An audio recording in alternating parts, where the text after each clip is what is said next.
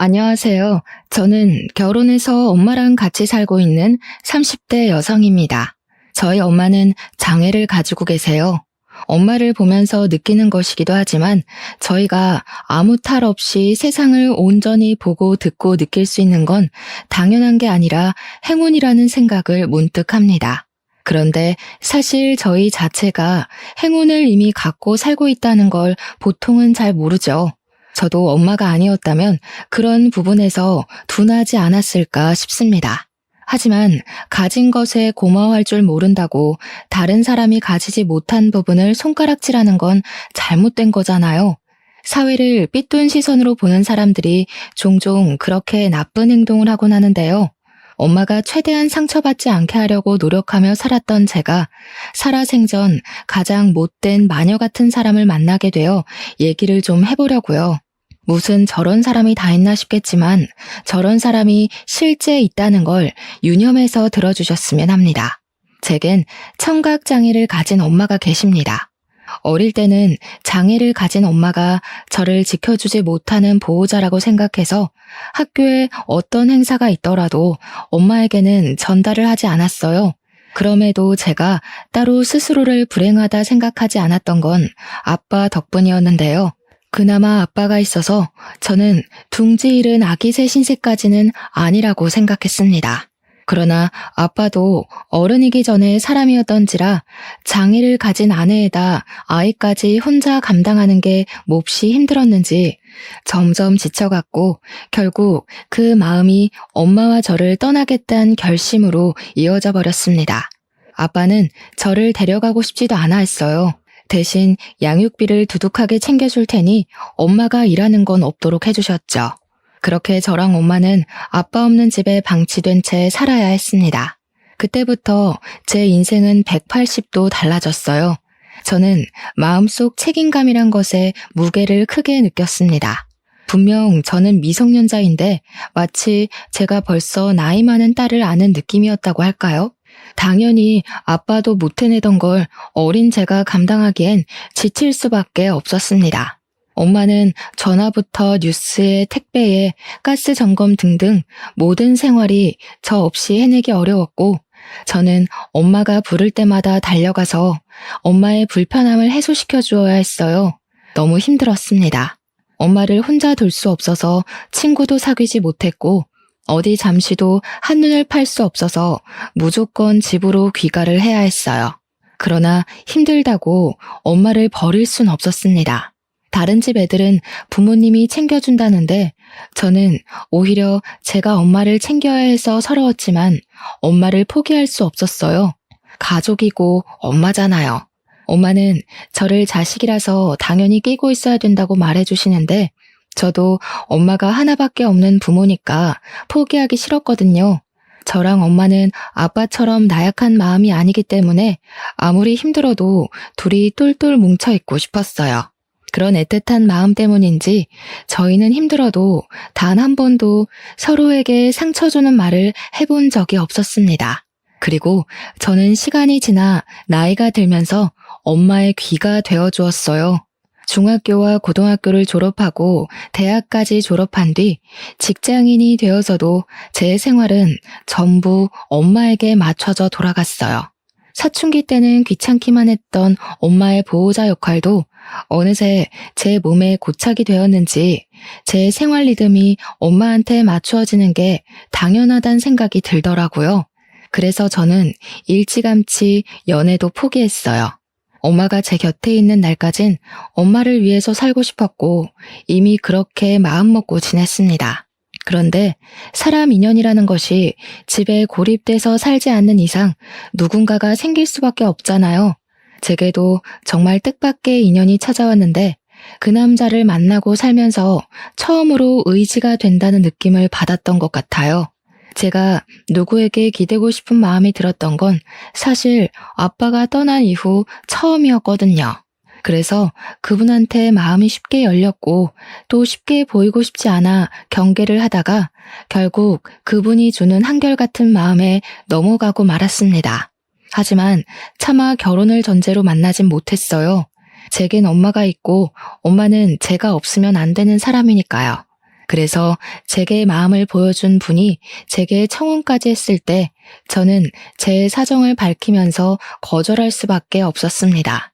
제가 결혼할 수 없는 이유를 조심스럽고 또 상세하게 그분에게 설명을 해드렸죠. 그런데 놀랍게도 인연은 인연이었나 보더라고요. 그분은 다행히도 저의 이런 사정을 잘 알아주는 좋은 남자였고 심지어 먼저 대리일 사위를 제안하였습니다. 그분은 저와 결혼을 하지 않으면 후회할 것 같다는 말까지 해주었어요. 그 사람이 끝내 제 남편이 되었네요. 그렇게 양가 집안 인사를 드리고 상견례 날이었습니다. 시부모랑 남편 그리고 엄마랑 제가 마주하는 자리였는데요.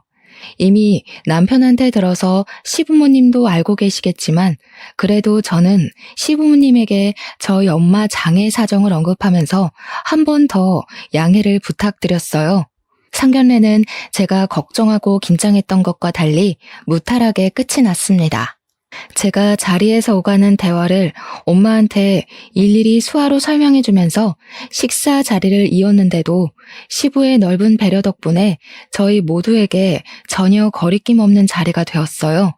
그리고 남편의 대리일 사위일 문제 같은 경우 의외로 시부가 당연히 그렇게 해야 된다고 말씀해 주더라고요. 저랑 엄마가 남편을 부릴 사람도 아닌 것 같다면서 어디서든 잘 살기만 하면 되는 거 아니겠냐고 시부가 걱정을 많이 덜어주시는 거 있죠. 저는 시부 덕분에 정말 마음을 많이 놓았었고 저희 엄마를 이해해 주셔서 그저 감사하고 감사할 따름이었습니다. 물론 시부만 그랬어요. 시모는 그 분위기 좋은 와중에 아무 말도 없었습니다. 그렇다고 딱히 반대하시는 건 아니었고요. 결혼식장에서도 착실히 시모의 역할을 제대로 해주었어요. 그게 딱히 저희에게 문제가 되지는 않았으니 결혼이 진행되었겠죠. 본격적으로 저와 남편이 부부가 되었을 때 제가 엄마 걱정하느라 신혼여행을 못 갔는데 착한 남편은 그런 건 전혀 상관없다고 해줬고 엄마를 데리고 같이 움직이며 한국의 이쁜 곳으로 여행을 다녔어요. 엄마가 오랜만에 많이 즐거워하셨는데 다 남편 덕분인 것 같아서 저는 남편한테 많이 고마워했습니다. 저희끼리는 이렇게 아무런 문제가 없었는데 아무래도 시모한텐 걸리는 게 있었나 봐요. 자기 아들 귀하게 키웠는데 우리 집 와서 고생하는 것 같아 마음에 걸렸겠죠. 어쩐지 아무 말씀은 안 하셨지만 표정이 그리 썩 밝지는 않은 것 같더라고요. 사실 시모가 느끼는 그런 감정은 당연히 이해가 되었습니다. 오히려 흔쾌히 허락해준 시부가 대단했던 거거든요. 근데요, 그렇다고 저한테 보복을 할 것까진 없지 않습니까? 차라리 마음에 안 들었으면 미리 반대라도 하실 것이지 왜 뒤늦게 나서서 표현을 하는지 모르겠더군요. 이런 게 말로만 듣던 시모의 대반란인 건가 싶기도 했어요. 한날 시모가 우리 집을 찾아왔었습니다. 근데 이게 좀 당황스러웠던 게 시모가 우리한테 연락은 해주셨지만 저랑 남편이 둘 다 출근을 했던지라 집에 친정엄마밖에 없었거든요. 그래서 제가 주말에 뵐 수 있겠냐고 시모에게 정중히 제안하기까지 했어요. 그러니 시모가 그러냐고 어영부영 대답하면서 전화를 끊더라고요. 이때만 해도 저는 시모가 주말에 올 줄 알았어요. 나중에 엄마한테서 시모가 찾아왔다고 문자 온 걸 보곤 제 제안이 대차게 무시당했다는 걸 알았습니다. 아니 근데 저희 엄마가 말을 못 알아듣는 상태란 걸 알면서도 시모는 왜 엄마 혼자 있는 집에 찾아간 걸까요? 대화가 분명 안 될 텐데 말이죠. 뒤늦게 그 사실을 안 저는 일도 제대로 마무리 못하고 집으로 황급히 향했습니다. 집에 갔더니 시모랑 엄마가 마주보고 앉아서 저녁상 준비를 하고 있더라고요. 새아가 왔니? 왜 그렇게 숨을 헐떡인데? 뛰어오기라도 했니? 왜? 내가 너희 엄마 잡아먹기라도 할까봐? 아, 그런 게 아니라 근데 어머님, 오늘 어쩐 일이세요? 저희 있는 주말에 편할 때 오시지 오래 기다리셨죠? 오래 기다리긴 했지. 근데 뭐 내가 너희들 출근이란 거 모르고 온 것도 아니고 그런 건 상관없다. 내가 상견례 때 사부인이랑 대화를 잘 못했잖아. 내 아들 데리고 사는데 내 아들에 대해서 이런저런 조언 좀 해줄까 싶어서 일찍 왔어. 그런데 얘, 혹시 너네 엄마 이혼한 거 말이다. 바깥 사돈이 지쳐서 그런 거 맞지? 순간 제 귀를 의심했습니다. 하지만 시모 표정이 정말 궁금해서 제 답을 기다리고 있는 얼굴이더라고요. 시모 입장에선 말실수가 아니었단 소리죠. 시모는 엄마가 못 듣는다는 이유로 거침없이 제게 질문을 했는데 사실 이건 엄마가 못 듣고 말고를 떠나 저한테도 예의가 없는 질문 아닌가요? 진심으로 얘기를 하는 건가 싶어서 좀 당황하고 있는데 뒤이은 말이 더 황당했습니다. 네 엄마 자존심 좀 있더라. 자기가 미안해서 바깥 사돈을 놔줬다고 하는데 내가 보기엔 바깥 사돈이 좀 많이 힘들었을 것 같거든. 내가 여기 몇 시간 있어봐서 알지 않니? 잠깐 있어도 답답해 죽겠던데 한 이불 덮고 살던 양반은 얼마나 속이 터졌겠어? 안 그렇니? 그 말이 그냥 생각 없이 하신 말이라고 할지라도 제 입장에서는 무척 기분이 나빴습니다. 어떤 상식을 가지고 있으면 딸 되는 사람 앞에서 그 부모를 흉볼 수 있는 건지 문득 시모의 뇌구조가 궁금했어요. 원래 시모가 말을 좀 가림없이 한다고 남편한테 들었음에도 이건 많이 서운하더라고요. 그날은 남편 올 때까지 기다렸다가 같이 식사를 하고 남편이 시모 데려다 줌으로써 자리가 마무리되었습니다. 시모가 가자마자 저는 엄마 방에 들어가서 엄마한테 시모랑 둘이서 무슨 얘기했냐고 물었어요. 그러니 엄마는 그저 시모랑 귀 얘기 좀 하고 아빠 얘기 좀 하고 그랬다고 종이에 적으면서 했다면서 저한테 그 수첩을 보여주었습니다. 수첩을 확인한 저는 더욱 기가 막혔어요. 시모가 엄마한테 물어도 꼭 사람 기분 나쁠지도 모르는 어투로 물어봤더라고요. 막 언제부터 귀가 먹었냐라든지 그동안 병원비 많이 들었을 텐데 무슨 돈으로 했냐라든지 이혼하고 재산 얼마나 넘어왔는지 등등 말이죠. 아니, 그런데 다른 것도 기분 나쁜 건 매한가지지만 대체 시모가 우리 엄마 재산은 왜 궁금하답니까? 착한 우리 엄마는 시모 말에 기분 나쁜 티 전혀 안 내고 그걸 또 고스란히 말해줬더군요. 엄마한테는 이혼 시 아빠가 과하게 챙겨줬던 재산 분할과 양육비의 일부가 남아있는 상황이었어요. 아빠는 저희를 버리고 이혼을 택한 게 미안했는지 집도 엄마 명의로 돌려놓고 몸만 나갔습니다. 그래서 저랑 엄마는 둘이 살면서도 그다지 가난에 허덕이면서 살진 않았어요. 심리적으로 책임감과 부담감 때문에 버거워서 그렇지. 근데 엄마가 시모한테 집이 자기 명의라고도 했더라고요. 엄마는 아마 시모가 먼저 다가와 주는 덕에 고마워서 또는 제 생각해서 분란 나지 않도록 그저 묻는 말에 답을 해준 것 같은데 제 입장에선 엄마의 그런 착한 마음을 알고 시모가 노린 것 같다는 직감도 들었습니다. 생각할수록 너무 기가 막히더라고요. 이건 남편한테 알려야 되겠다고 다짐했습니다. 그래서 남편이 퇴근하고 바로 남편에게 오후에 있었던 일을 말해줬어요. 장모님 기분 상하셨겠다. 미안해. 엄마가 또 사고를 쳤네. 내가 엄마 주의시켜 놓을게. 원래 그런 사람인데 주의시킨다고 조심하겠어? 솔직히 엄마도 엄마지만 나도 진짜 기분이 나빠. 다른 사람들도 우리 엄마 청각장애라고 욕 안 해. 그런데 왜 같은 식구라면서 엄마한테 더 상처되게 하냐고. 남편은 진심으로 제게 미안해했습니다.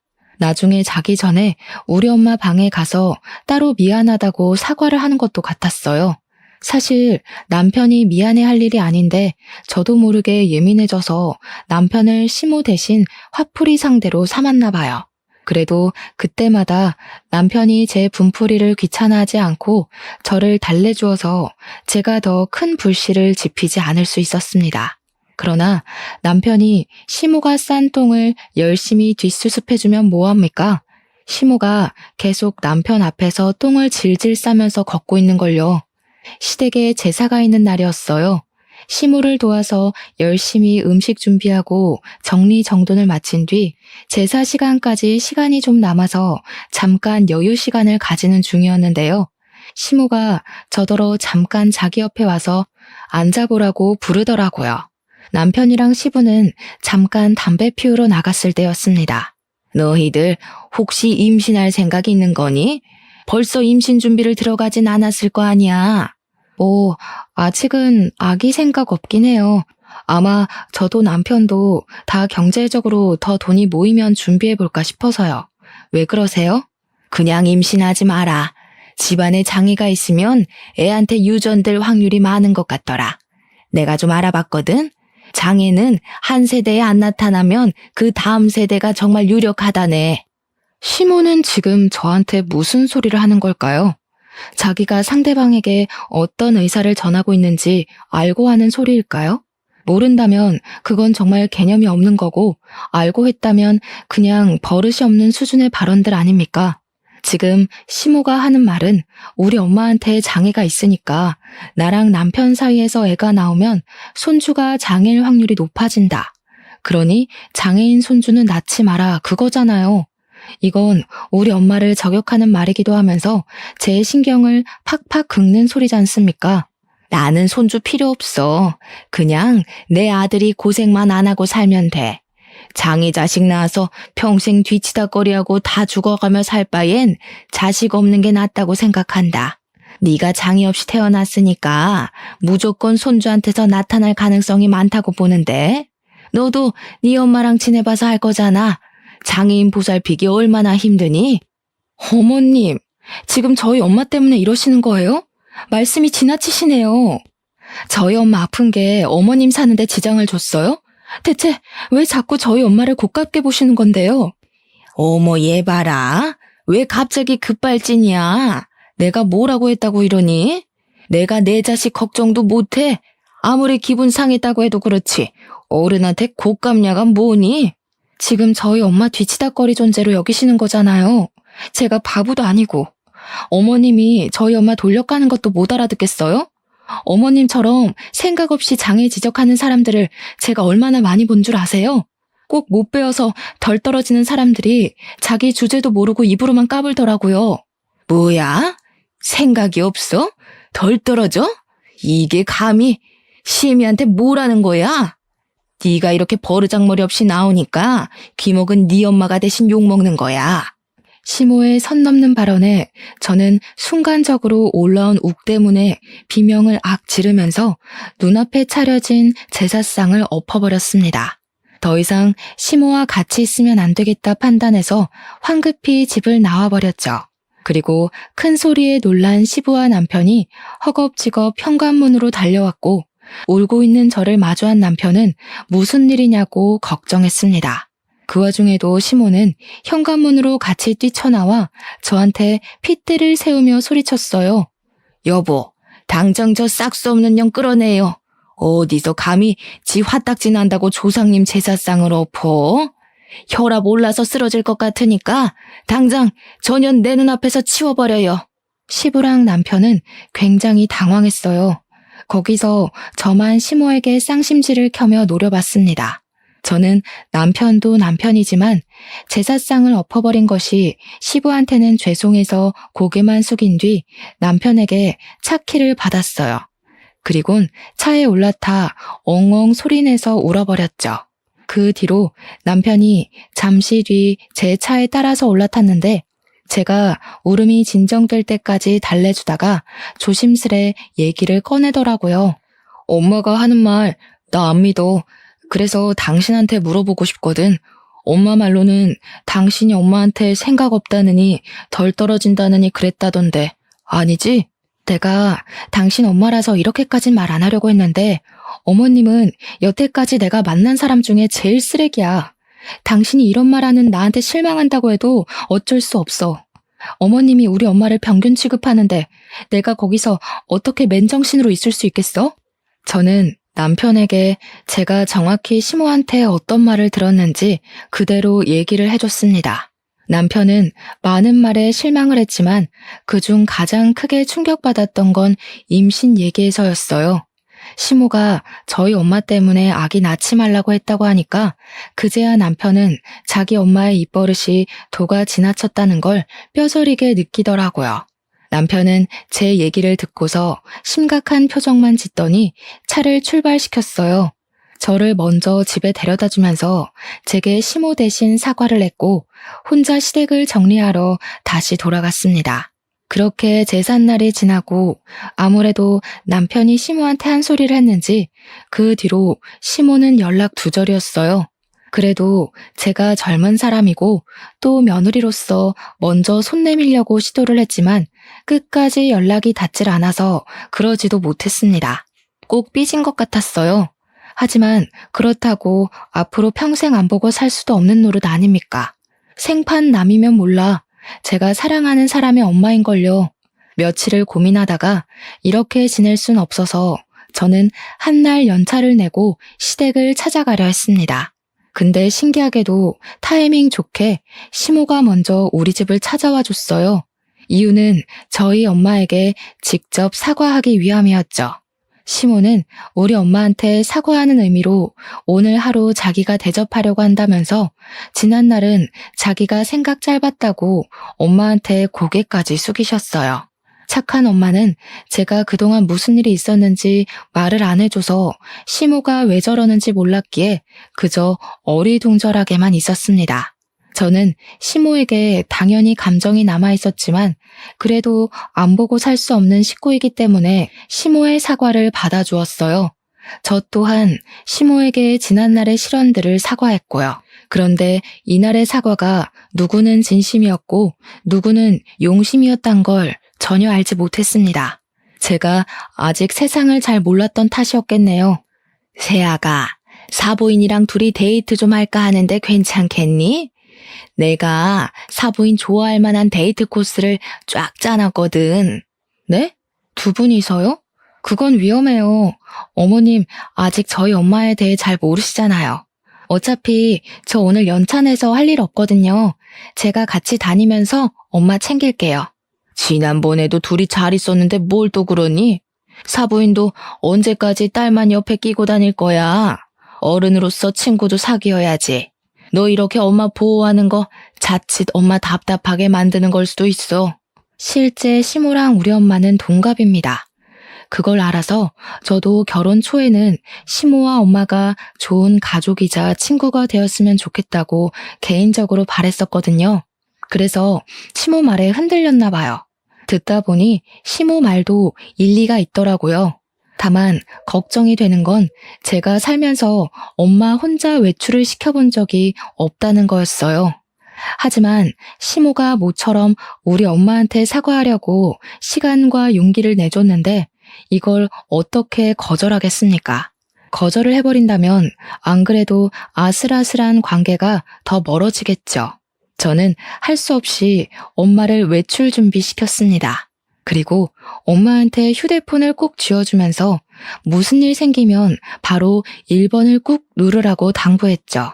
휴대폰을 목에 건 엄마는 옷 따뜻하게 챙겨 입고 지갑까지 들고서 그렇게 시모랑 단둘이 집을 나섰어요.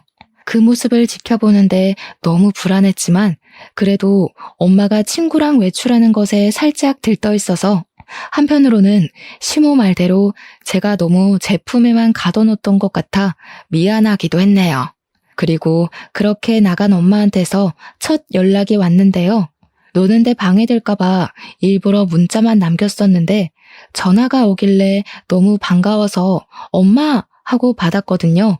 근데 충격적이게도 수화기 넘어 들리는 소리는 엄마가 아니었습니다. 병원 응급실이라며 전화를 준 간호사는 우리 엄마가 경미한 사고를 당했다고 침착하게 일러주었어요.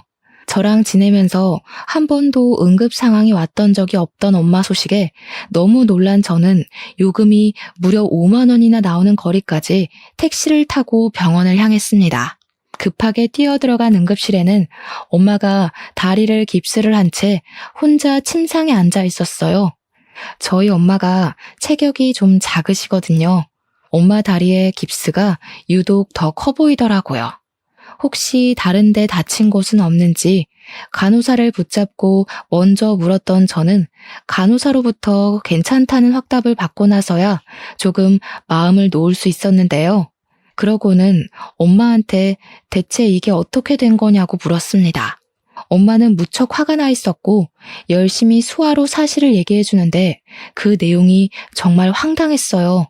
엄마가 하는 말은 사부인이 하루 종일 자신을 모욕했다고 하면서 귀가 안 들리는 사람에게 뮤지컬을 데려가질 않나, 자기 아는 라이브 카페 집에 데려가 자기만의 노래 감상평을 늘어놓질 않나, 식사 때는 갑자기 사부인 친구들이 합석하더니 자기들끼리 뭐라 떠들기만 하질 않나. 들어보니까 식사 시간에 엄마는 그저 자리 구석에서 그냥 밥만 먹었다고 하더라고요. 뿐만 아니라 엄마는 아직 밥도 다 안 먹었는데 다들 알려주지도 않고 나가서는 들어오질 않았대요. 엄마가 밥을 다 먹을 때도 안 나와서 밖을 나가봤더니 갑자기 사장이 계산하고 가라고 붙잡았다더라고요. 그래서 졸지에 돈까지 냈다는 거 아니겠습니까? 엄마는 시모가 자신에게 돈을 쓰게 만들어서 하는 게 아니었어요. 시모가 심술궂은 마음으로 자신을 놀리기 위해 하는 행동이 너무 고스란히 느껴져서 성질난 거였어요. 그래서 엄마는 없어진 시모를 찾지도 않고 바로 택시를 타려고 했는데 갑자기 시모가 나타나더니 폰에다 메모를 적어주길 친구 배웅 중이었는데 말도 없이 사라져서 놀랬다는 말을 했다고 하대요. 엄마는 기가 막혀서 그냥 시모 집에 가겠다고 의사를 표시했고 다시 택시를 잡으러 가려고 했답니다. 그렇게 발길을 돌리던 중 갑자기 엄마 뒤에서 오던 오토바이랑 가벼운 접촉사고가 발생한 거였어요. 그런데 여기서 더 황당했던 건 시모 태도였습니다. 엄마랑 오토바이랑 부딪히면서 넘어지는데 그새 시모가 벌써 저만치 떨어져 있었다고 하더라고요. 시모는 오토바이가 오는 줄 알면서도 엄마에게 기미를 주지 않았고 엄마 혼자 다치도록 내버려 둔 것이었습니다. 어떻게 사람이 이런 짓을 눈 하나 깜짝 안 하고 할 수가 있는 걸까요? 무서울 정도로 제정신 아닌 것 같은 시모를 저는 더 이상 봐줄 수 없었어요. 저는 그동안 시모에게 손을 내밀려고 했고 저희 엄마에게 하는 사과를 눈 딱 감고 받아줬어요.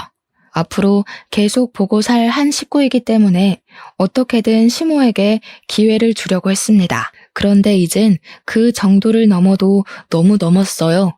다치게 했다는 건 더 이상 제가 시모를 용서해줄 이유가 없다는 뜻이기도 합니다. 모든 사실을 알게 되어 화가 난 저는 당장 시모에게 연락하려고 했습니다. 그런데 시모가 엄마 병원에 같이 왔었는지 화장실을 갔다 오더라고요. 어머님, 어떻게 이러실 수가 있어요? 처음부터 저희 엄마 이런 취급하려고 데려가신 거예요? 진짜 사람 취급해주기 힘드네요.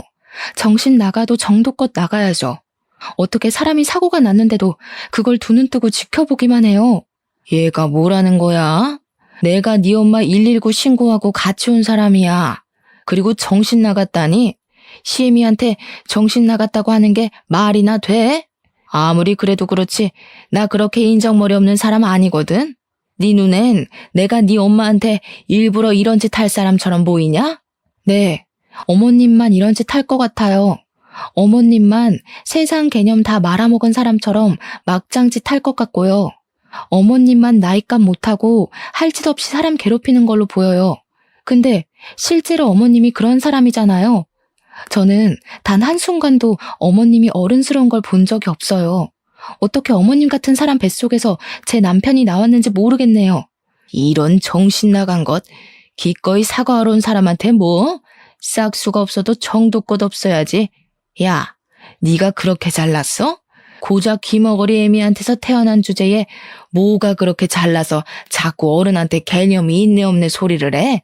당시 주위에서 오는 시선들이 상당했는데 그 시선 때문이라도 시모는 더 자기 고집을 밀어붙였습니다.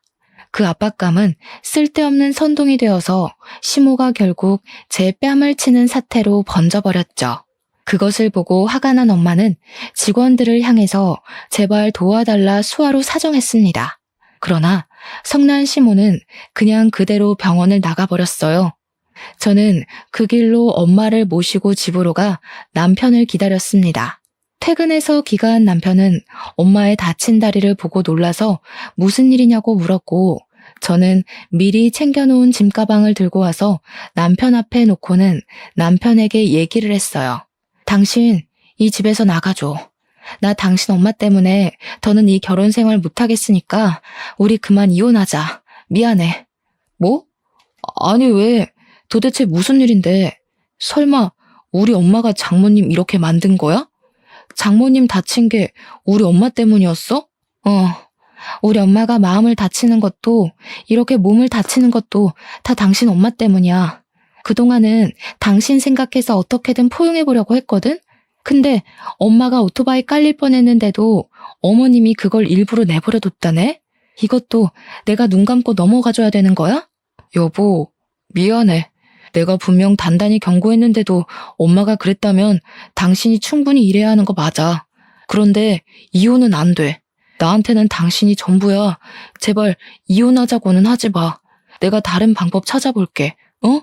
남편은 제 앞에 무릎을 꿇으면서 발목을 붙들었습니다. 잘 울지 않는 남편이 제발 이혼 얘기는 하지 말라 그렇게 애원을 하는데 문득 우리가 왜 시모 때문에 좋았던 관계까지 끊어내야 하는지 모르겠는 거 있죠. 그 와중에 엄마는 시모 대신 용서를 애걸하는 사위가 안쓰러웠는지 사위 앞에 앉아서 손을 꼭 잡아주었어요. 엄마는 미안할 게 없는데도 사위에게 미안하다 얘기를 해주고 있더군요. 시모만 아니면 아무 문제 없었을 집안인데 생각할수록 시모의 존재가 원망스러웠습니다. 남편도 시부도 좋은 사람인데 왜 시모만이 그렇게 삐딱선을 타고 있을까요? 이걸 아들 사랑으로 봐도 되는 걸까요? 보통 엄마가 아들을 사랑하면 이런 식으로도 표현할 수 있는 겁니까? 일단은 남편이 너무 사정을 해서 집에서 내보낼 순 없었습니다. 근데 남편이 한날 시댁에 가서 한바탕 뒤집어 엎은 것 같더라고요. 저희가 다 같이 있는 주말에 시부모가 집을 찾아왔었는데 시부가 시모를 거의 끌고 오는 수준이었어요. 보아하니 엄마한테 사과하러 온 것 같았습니다. 하지만 저는 이미 마음의 문이 정말 닫혔고 더 이상 시모의 사과가 필요 없었어요. 그래서 시부에게 죄송하지만 돌아가달라 정중하게 부탁을 했죠. 아가, 우리 집사람이 많이 부족해서 큰 실수를 저질렀다는 거 들었다. 하지만 우리 집사람 때문에 내 아들 괴로운 건 내가 볼 수가 없어. 아들이 너랑 이혼하고는 못 산다고 우리 집 와서 천륜까지 끊으려고 했었다 한다. 내가 오죽했으면 너를 찾아와서 이렇게 용서를 빌겠니? 여보, 우리 엄마가 당신이랑 장모님한테 정말 진심으로 사과를 한다고 찾아온 거야. 내가 오늘 사과 이후에 또 똑같은 짓 반복하면 그땐 진짜 천륜 끊는다고 했었어. 엄마도 나 당신한테 정말 보내주기로 약속했고. 시모는 입을 다물고 있는데 시부랑 남편이 시모를 대변해서 제게 애원하고 있었죠. 하지만 그건 이제 제 마음을 흔들 만한 게 되지 못했습니다. 시모가 제게 용서를 구할 수 있는 유일한 방법은 두 번 다시 우리 엄마 앞에 그 파렴치한 몸뚱어리를 드러내지 않는 것이었어요. 그래서 일부러 더 대답을 얄밉게 했습니다. 시모 사과는 받아줄 생각이 없었으나 시모에게 수치심은 느끼게 해주고 싶었거든요. 솔직히 앞으로도 평생 어머님 상종하고 싶은 마음 없는데 어머님이 저희 엄마 앞에 무릎 꿇고 머리 조아리면서 용서 빌면 생각해 볼게요. 눈물까지 덤으로 흘려주시면 아, 진심이구나 믿어볼 거고요. 역시나 시모는 자존심이 상했는지 저를 노려보면서 눈으로 욕을 하고 있었습니다. 하지만 남편과 시부가 시모에게 사죄하라 독촉하는 바람에 시모는 할 수 없이 시키는 대로 했는데요. 그런데 여기서 결국 제 마지막 인내심이 폭발하고 말아요. 시모가 엄마 앞에 고개 숙이고 미안하다 하면서 문제가 더 터졌습니다. 시모는 입으로는 우리한테 큰 실수를 저질렀다. 다시는 이런 일 없을 거다 사과를 하면서도 정작 수화로는 속된 말을 표현한 것인데요. 제 속을 뒤집어 놓을 작정이라도 한 건지 일부러 못된 수어를 배워온 것 같더라고요. 시부랑 남편은 수화를 잘 모르니까 시모가 손가락을 움직이는 것을 가만히 지켜보기만 했으나 그걸 알아본 저는 더 이상 참을 수 없어 자리에서 일어났고 앉아있던 곳에 쿠션을 들고는 시모의 귀싸대기를 날렸습니다. 가죽 쿠션이 시모의 고막을 제대로 강타하자 시모가 놀라서 악 소리를 지르며 귀를 틀어막았어요. 사람 죽이려고 작정했냐고 표정을 확 돌변시키면서 쌍욕을 퍼붓기 시작했습니다. 그러거나 말거나 저는 반 돌아버려선 시모를 정신 나간 듯이 두들겨 팼어요. 남편이 저를 말리고 시부가 대체 무슨 일이냐고 물으며 아수라장이 된 사이 우리 엄마는 방으로 뛰어들어갔습니다. 아줌마는 사람도 아니야. 내가 죽었다 다시 깨어나지 않는 이상 아줌마 같은 파렴치한 년을 어머님으로 모실 일은 없을 거야. 그쪽은 평생 불구 없이 살 것 같아? 아줌마가 우리 엄마한테 무슨 실수 저질렀는지 느껴보고 싶어?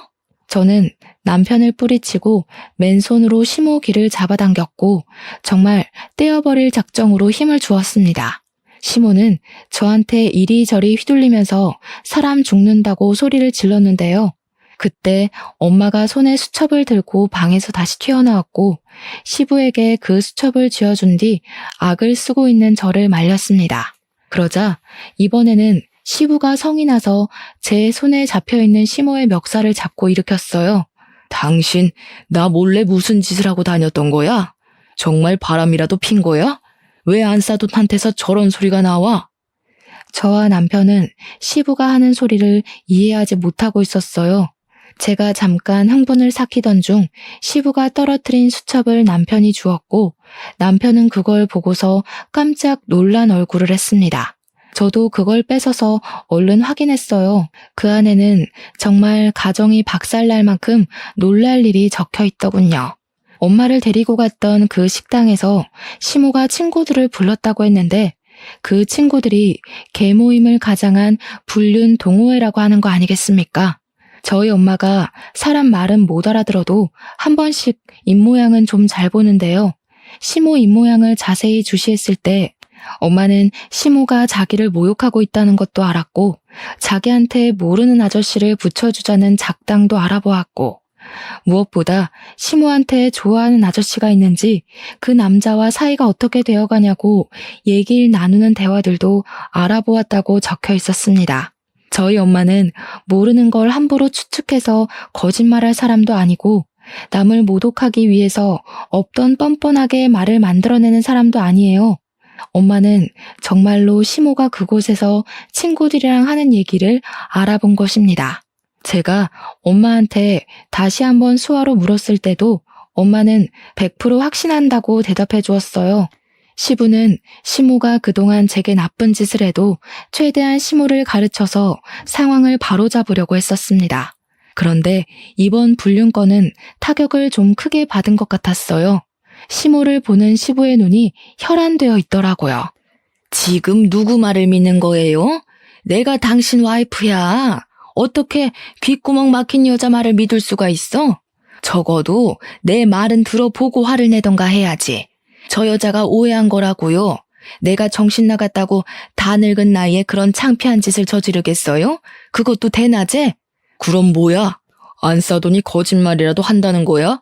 안 싸더니 어디 그럴 사람이야? 거짓말은 당신이 잘하는 거잖아. 수십 년을 살았는데 내가 그런 것도 못 알아봤겠어? 오해라니까 그러네. 아들 앞에서 못하는 말이 없네요. 이 얘기는 집에 가서 합시다. 내가 정말 기가 차서 만약 저 여자가 오해한 거면 다들 나한테 무릎 꿇고 사과해야 될 거야. 오해.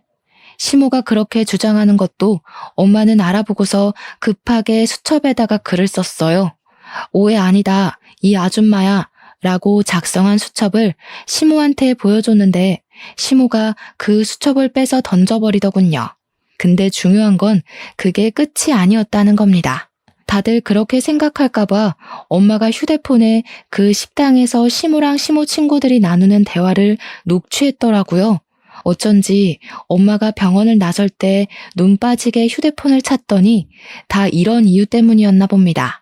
결국 시부랑 남편 귀에 들어가게 된 확실한 증언은 더 이상 시모가 빠져나갈 쥐구멍을 없애버렸어요. 끝까지 뻔뻔하게 거짓말을 했던 시모에게 실망한 시부는 결국 귀싸대기를 날려버렸습니다. 그 상간남이 누구냐고 추궁했고 전 재산을 걸어서라도 찾아내서 소송을 할 거라고 했어요. 당연히 시모도 그 자리에서 이혼 통보를 받았고요. 시모는 뒤늦게 시부와 저희에게 용서를 구했지만 이미 다 까발려진 시모의 수치는 시부의 분노를 가라앉히긴 그른 것 같았습니다. 사실 시모는 오로지 시부가 벌어오는 벌이로만 생활하고 있었거든요. 만약 이대로 시부와 이혼을 하게 된다면 그 나이에 노역이든 뭐든 일을 구해야 했고 위자료 때문에 남은 생을 빚에 쫓기다가 살지도 모를 일이었어요. 자기 밥줄이 끊기게 생겼으니 그제야 진심이 흘러나오는가 봅니다.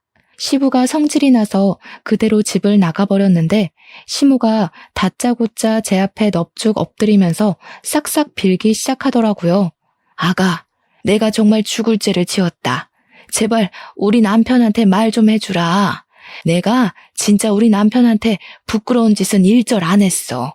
그냥 만나서 차 한잔하고 드라이브 몇 번 하고 그게 다였을 뿐이야. 나 우리 남편 없이는 못 산다. 내가 다시는 너랑 사부인 앞에 안 나타날게. 제발 나 좀 살려주라. 시모가 이렇게 빌면 좀 받아줘. 제가 용서한다고 뭐가 달라지겠어요. 이미 남편이랑 아버님은 어머님한테서 점점 멀어지고 있었는데 혼자 못 느끼셨나 봐요. 그러게 왜 쓸데없이 마음을 저렴하게 먹으셨어요. 그럴 시간에 내 가족 돌아보고 잘해줬다면 상황 이렇게까진 안 왔을 거 아니에요. 자업자득이라 생각하세요. 그리고 이제 내 시모도 아니지 않나? 시모는 저희 엄마 다리까지 붙들면서 병원비 자기가 다 대주겠다고 정말 미안하다 했어요. 웃기지 않나요? 자기가 우리 엄마 다리 다치게 만들어 놓고 자기가 병원비를 지불하겠다 선심을 쓰다뇨. 그걸 보는데 역시 사람 본성은 안 고쳐지는구나 생각이 들었습니다. 저는 남편에게 부탁해서 시모를 밖으로 끌어내달라 했어요. 남편도 시모의 치욕적인 면모를 그만 보고 싶었는지 힘으로 자기 엄마를 잡아당겼고 그대로 문 밖으로 내쫓아 버렸습니다. 그리곤 자기 엄마를 집으로 보내주는 게 아니라 다시 저랑 엄마한테 돌아와서는 저희 감정 상태를 먼저 살펴봐 줬어요. 그런 남편을 보면서 정말 남편에게는 자기 엄마보다 내가 우선순위였다는 걸 문득 느꼈습니다. 그렇게 시부는 시모에게 이혼 소송을 이례 없이 진행하였고 상간남을 찾아내 상간남 소송까지 하셨어요. 시모는 그대로 시댁에서 쫓겨났다고 들었습니다. 소식만 들었지 직접 찾아가 보진 못했네요. 별로 아쉬운 사이도 아니라서 굳이 작별 인사할 필요성을 못 느꼈거든요. 시모가 쫓겨났다는 소식을 듣고 한 달이 지난 후 좀 공포스러웠던 경험이 한 번 있었는데요. 퇴근을 하고 귀가를 하는데 남편을 만나서 소고기를 사들고 집에 가는 중이었어요. 현관문 열려고 하던 시점에 갑자기 계단 쪽에서 부스럭 소리가 나더라고요. 너무 놀라서 남편 뒤에 숨었는데 계단에서 웬 거짓 차림을 한 아줌마가 앉아있는 거 아니겠어요? 아줌마가 일어나자 센서 등이 켜지면서 얼굴을 확인할 수 있었거든요. 그런데 세상에나 그 꾀지지한 아줌마가 한 달이나 얼굴 못 봤던 시모더라고요. 지금 생각해도 소름이 끼치네요. 시모는 아직도 갈 곳을 못 구했던 건지 길거리를 전전하고 있는 듯 했습니다. 저희한테 이제 그만 용서해달라고 벌 많이 받았다며 손을 내미는데 진짜 무서워서 남편 뒤에 숨으며 비명을 질렀거든요.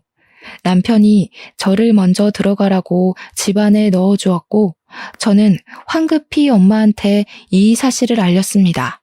그러니 엄마는 남편이 걱정되었는지 혼자 들어오면 어쩌냐고 하대요. 그래서 저는 다시 용기 내서 현관문을 열어봤어요. 남편이 없어졌더라고요. 혹시 무슨 일이라도 생기는 거 아닌가 싶어서 집을 나서려고 했는데 남편이 손을 털면서 들어오고 있었습니다. 시모가 되지도 않는 용서를 또 빌고자 하길래 남편이 크게 호통쳐서 보내버렸다고 하네요. 그래도 자기 엄마인데 그렇게 매정하게 굴 수밖에 없는 남편의 속이 왠지 말이 아닐 것 같았어요. 남편한테 미안하다는 말도 했었지만 남편은 정말로 시모에 대한 정이 없는 건지 장모님에게만 효심을 다할 뿐이었습니다. 그래서 제가 이혼은 안 했어요. 이혼을 할 필요가 없었습니다. 남편이 있는 것보다 없는 게 나았다면 당연히 뒤도 안 돌아보고 갈라섰을 텐데 저에게 남편은 없으면 안 되는 존재였거든요. 저와 엄마는 남편과 시부 덕분에 무척 안전하고 더 이상은 상처 없이 잘 지내고 있습니다. 시모라는 잡초만 뽑아버렸을 뿐인데 그렇게 가정이 편안할 수가 없어요. 앞으로도 쭉 우리 엄마뿐만 아니라 우리 식구 모두가 아픔 받지 않고 행복하길 바랄 뿐입니다. 여러분도 가정에 늘 행운만이 가득하길 바래요. 제 사연은 이쯤에서 마무리하겠습니다. 들어주셔서 감사합니다.